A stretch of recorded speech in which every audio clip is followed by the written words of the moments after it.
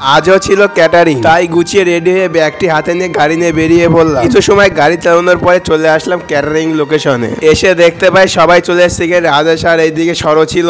ভিতরে পৌঁছে দেখি বিজনদার একটা দাদার সাথে কথা বলছিল, আর এইদিকে ছিল সরো। তারপর এইদিকে সবকিছু আমরা গুছাই নিচ্ছিলাম। কিছু সময়ের মধ্যে চেয়ার টেবিল গুলা, চেয়ারের কভার, টেবিলের কভার সবকিছু কমপ্লিট করা হয়ে গেল। হয়ে যাওয়ার পরে তোমরা দেখতে পাচ্ছ নিচে এই যে বিচুলি দিয়ে আছে, কিসের জন্য? কারণ বৃষ্টি হয়েছিল তাই কাদা কাদা ভাব, তো পা স্লিপ কাটতে বলে ওই জন্য দেওয়া বিচুলিগুলো। সবকিছু হয়ে যাওয়ার পরে ছোট্টদার খবরের কাগজগুলো গুছাচ্ছিল, রবিবার আনিনি বলে।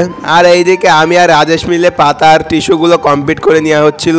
লবণ নিয়ে এসে লবণের কৌটার ভিতরে লবণগুলো ঢালা হচ্ছিল, আমি আর সর মিলে কমপ্লিট করে নেওয়া হলো। সবকিছু কমপ্লিটের পরে জল ব্যবসা পেয়েছিল, একটু জল খেয়ে নেওয়া হলো। আর এইদিকে রাজেশ, সর, ছোট্টদা মিলে ভাড়ার ঘর কমপ্লিট করে নিয়েছে। অ্যাপ্রনটাও পরে নেওয়া হয়ে গেল আমার। সবকিছু হয়ে যাওয়ার পরে আমরা আপনার আত্মীয়দের পরিবেশন করা শুরু করে দিয়েছি। আমাদের খাওয়ার পরে জল খেয়ে মিনি ভিডিওটা শেষ করছি।